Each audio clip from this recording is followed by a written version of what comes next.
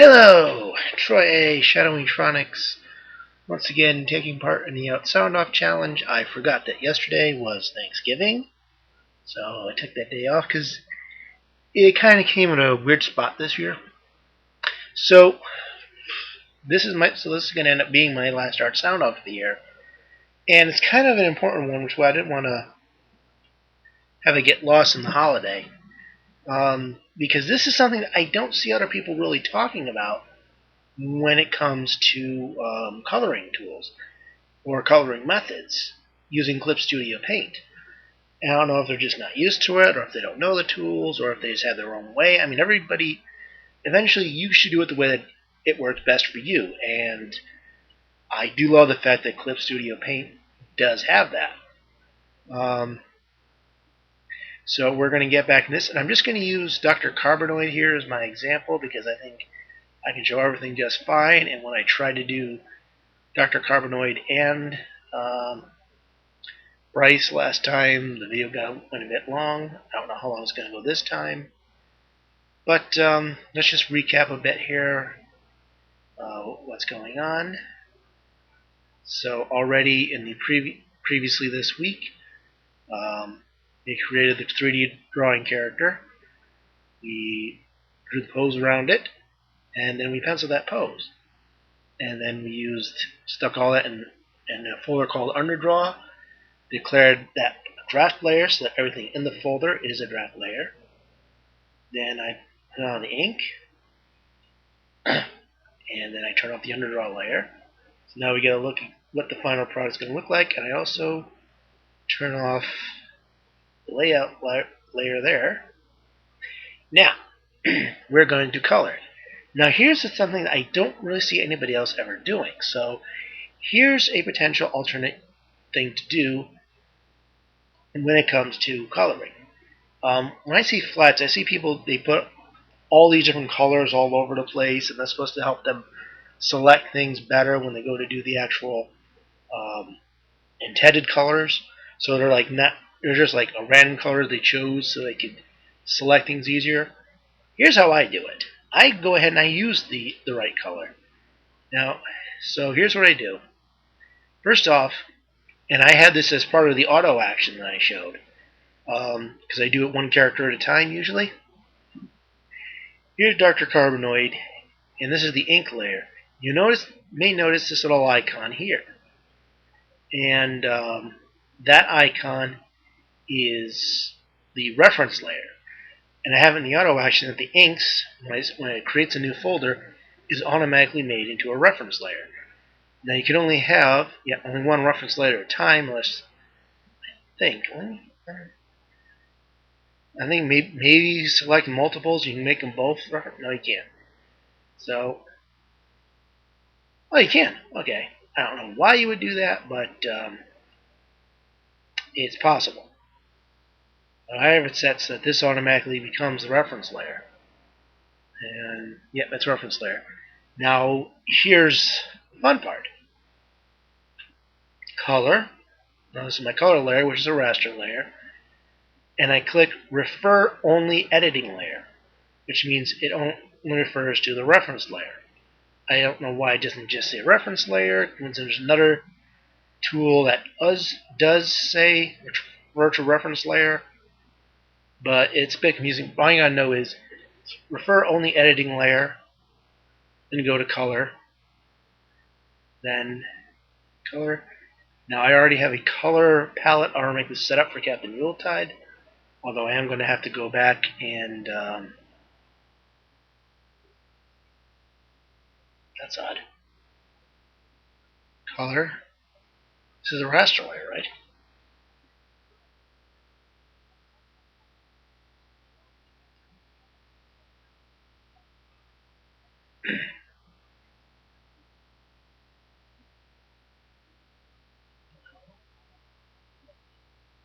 Yeah, it's already a raster layer. So why is it not letting me color? What am I doing wrong? Oh, I know, because I didn't have the eye open. I don't know why the eye wasn't open, but there now to work.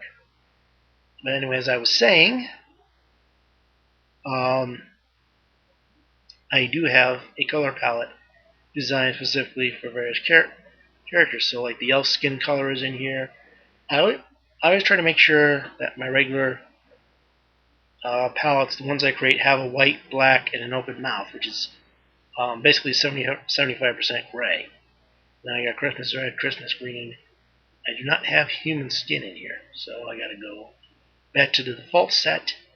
I tend to use skin 2, so for his human parts here. Also, just for me, I also turn the paper layer off, so it gives me a better idea of where I still gotta click. And yeah, that looks nice. And then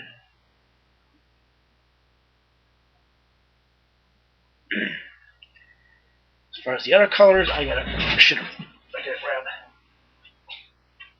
my book, my Captain Yuletide production book, and turn on the light so I can see these things properly.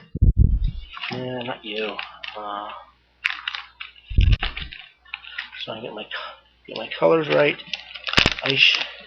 Maybe I should add Dr. Carbonite's colors to the thing. So for the red, I want the darker red. I want muddy, or do I want dark? Well, let's try it. Let's try it. Yeah, here. Muddy. Red dark. No, not red dark. Let's see. Let's try something else here. Let's try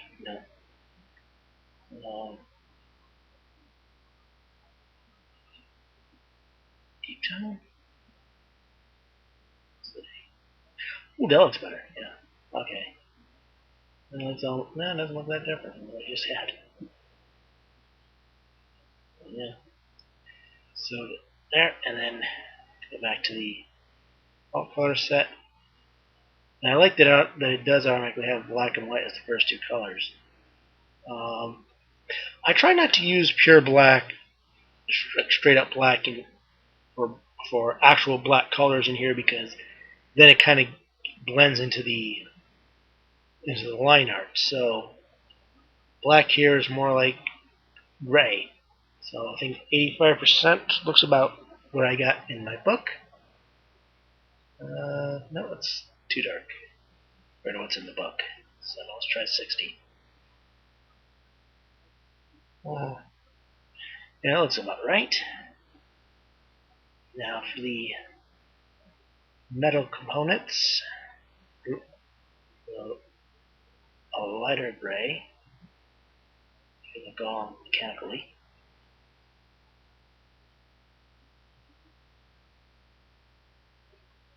And there you go.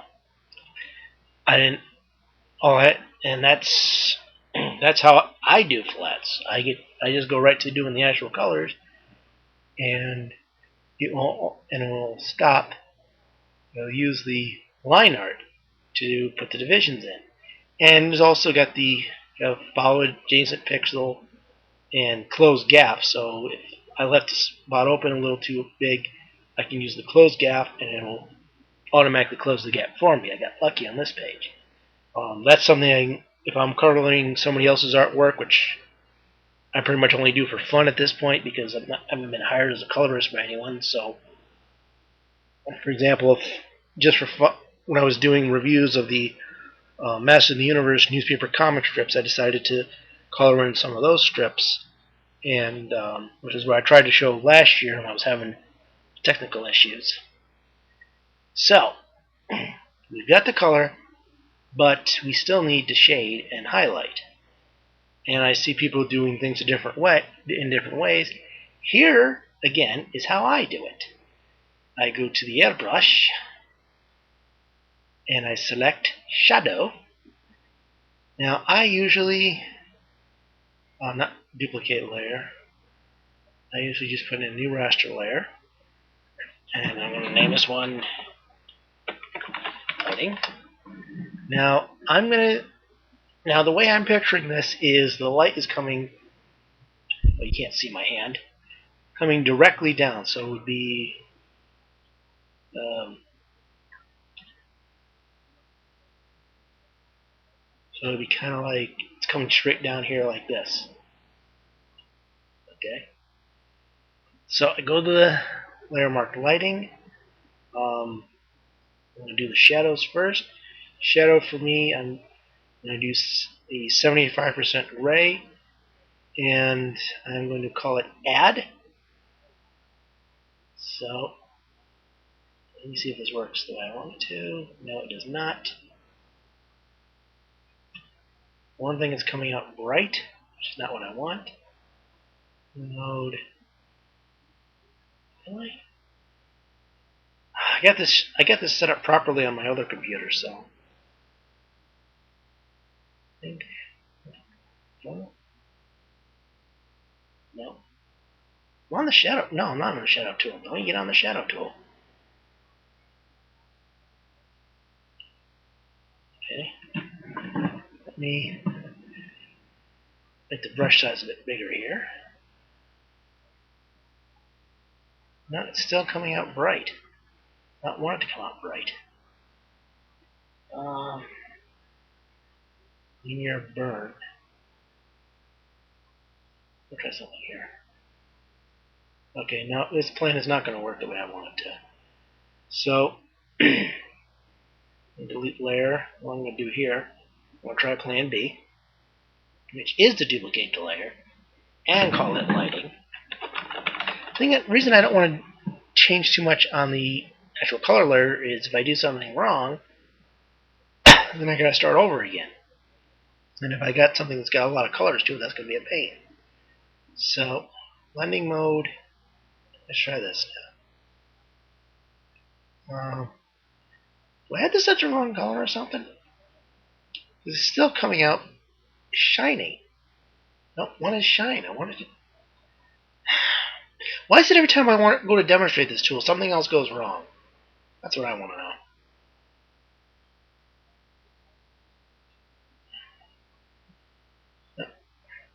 Why isn't it dark?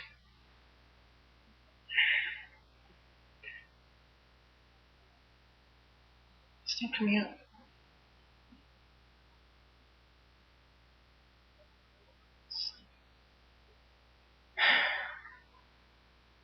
Yeah, I can't do it. Add. I've got it. Apparently, add is making things too bright. So that's what I've been trying to do. So let me put this now to the right brush size. Apparently, you can't use add because it doesn't do it right. So I guess I got to figure out how to pull that off so that I'm only coloring the color. Well, then color. Well, who cares about this anymore? Let me go back to my original plan. Make it a separate layer. The heck with it. So what I can do is I can select the different tools, but I can't change its functions. So I got to do it this way. Here I'm going to just color the area of his neck. Then go back to the lighting layer. See, I'm still learning to use this tool, but I don't see anybody even trying to use it, and that's where I kind of come in here. Back to the airbrush, still selected a shadow. I got too small.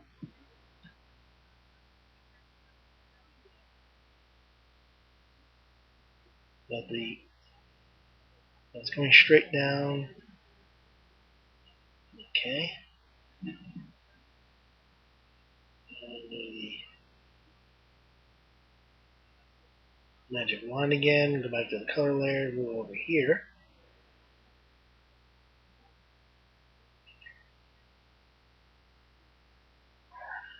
That's too right. What am I doing around here? Okay. And under the nose, shadow there. Shadow. What's the problem now? Save recovery information. Of course, it's always save recovery information. Well, like I said, The day I turn that off is the day I'm going to regret it.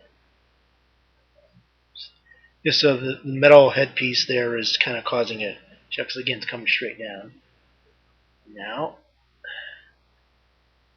and I put it on the wrong way. You know what? What the heck with it?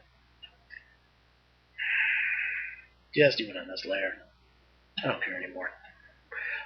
I just want to get this done. I'm still learning how to use this layer, but like I said, nobody talks about it, so I'm going to too dark. Turn it down here, maybe. I don't want to change the opacity of the tool. I can. How do I change the opacity of this tool?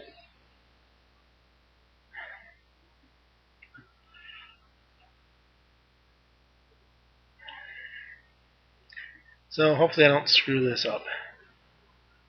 So we're on the bottom half of the earpiece, and we have the eyepiece. That's where I think.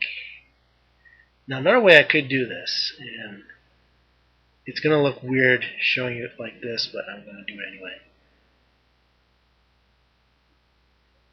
And now, but you could also select this is the skin that I use. Back to the airbrush. This is not really doing anything here, but I can make this a bit darker if I want. Oh, let's make it yellower. Okay, yeah, better do it this way.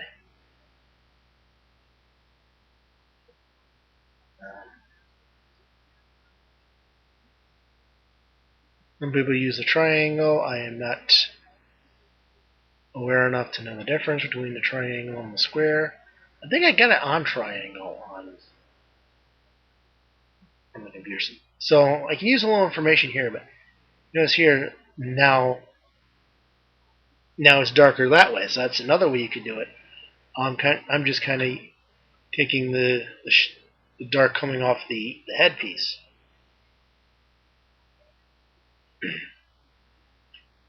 Like here, just select that color there, and I'm bringing down a bit. Now underneath here, bring down a bit more.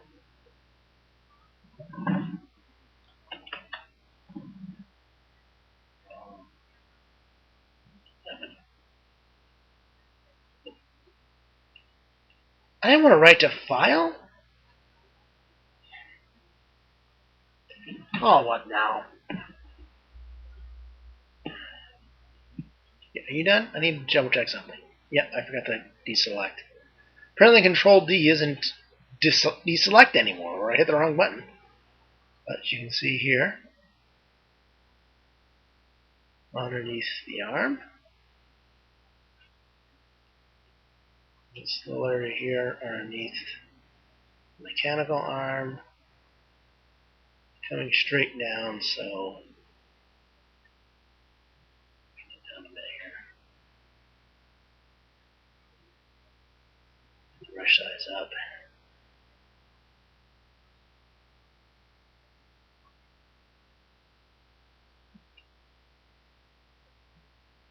The shading is not my strong suit, so I don't know if I'm shading that part right. On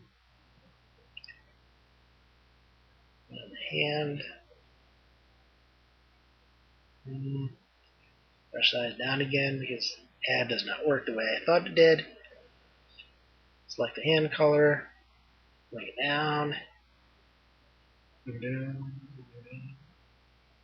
So I mean, whichever way you prefer to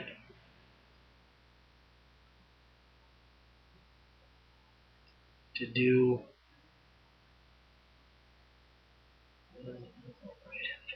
14 worded. Up again. I had it arranged where it's automatically be darkening. I wonder how I reset settings to default to instance tool. Leave it out. That's giving me what I wanted. Okay, I don't know. what happened there, but now linear burn. Okay, so the shadow should be set to linear burn. And then set the size back again. Select the right color, and there it is. Okay, now I'm getting the darker. Now, like I said, I don't know. Like shading is still something I'm working. I'm getting a bit better, but it's still something that I'm working on. So again, this is coming straight off the lines. I got the light. Imagine it's coming straight down. That looks like he's got a tan or sunburn. So gotta be careful not to go back over the same spot.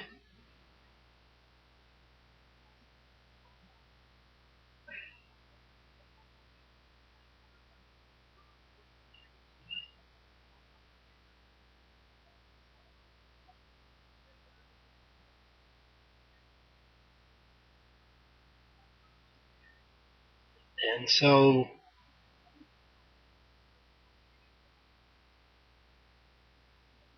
okay, yeah.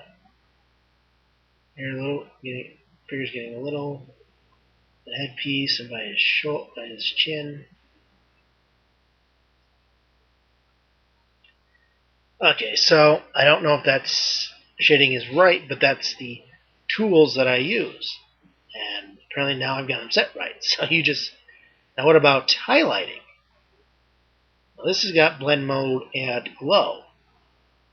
And I want to do the highlighting for the top of this skull here, top of this plate, cybernetic plate, so it'll be like, that's a little too bright actually.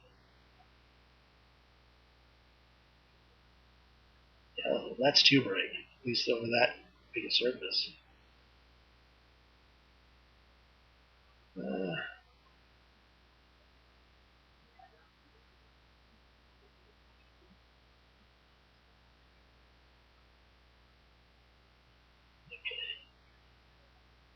that's a little better.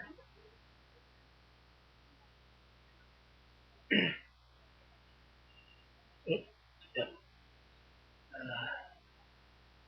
That's why I want a separate color layer, so I just kind of screwed up. But in between my screw ups, I think you've got an idea now. That's not what I want to do.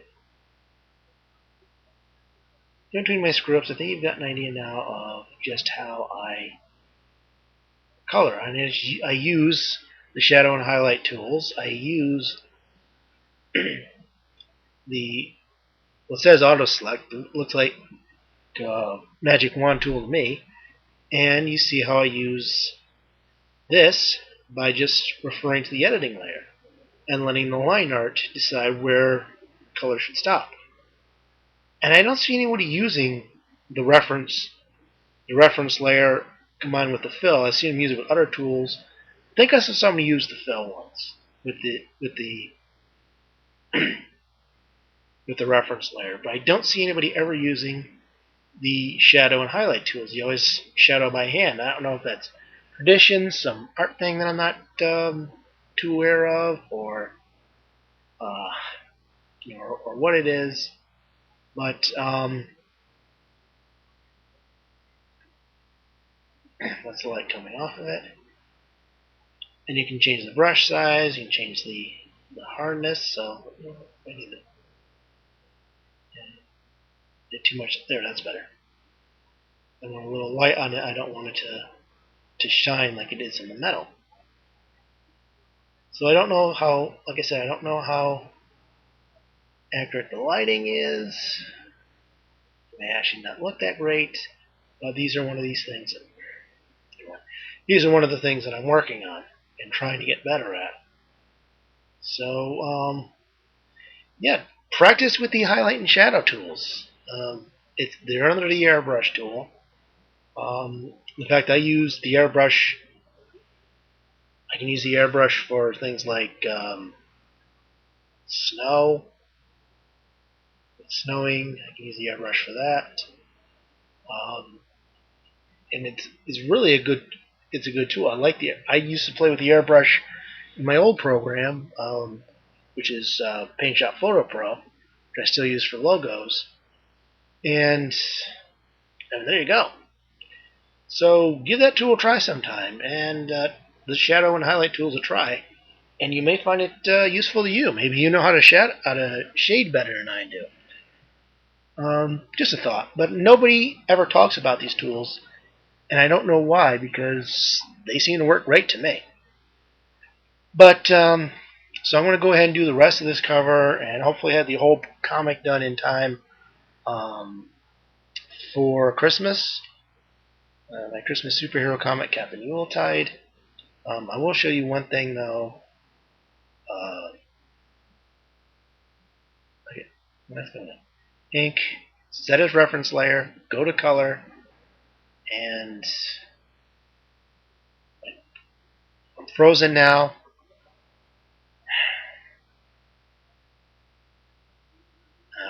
Now I'm having utter trouble. Okay, so again, I created my own palette. And it doesn't matter if I have the underdrawing one or not. I just print up for my own convenience. But because all it cares about is which layers you have marked as your reference layer, which for me is right now only the line art. So we're going to finish doing this. Well, I'll say I hope that you enjoyed this year's Art Sound Off. I hope it was informative, and I hope you checked out everybody else who was taking part in the Art Sound Off Challenge this year. And you can check all that out on Twitter at using the hashtag ArtSoundoff. And if you want to join us next year, check out artsoundoff.com, and it'll give you all that information. And if you decide maybe some point you want to join us, if you want to check out this concept when it's all done, go to BW Spotlight. Other discussions on storytelling and stuff. In fact, of course, we also have Christmas Spotlight this year. What's going on? Why is this not? Okay, I'm apparently glitching. So if you want to check this out when it's all done, go to bwspotlight.com. I am going to shut down now and try and get this done without glitches. And so until next year, and unless you visit my website, I bid you farewell from this year's Art Sound Off Challenge. And I wish you all, as always, happy creating. How do I turn this thing off here? Oh shit. Did I do it?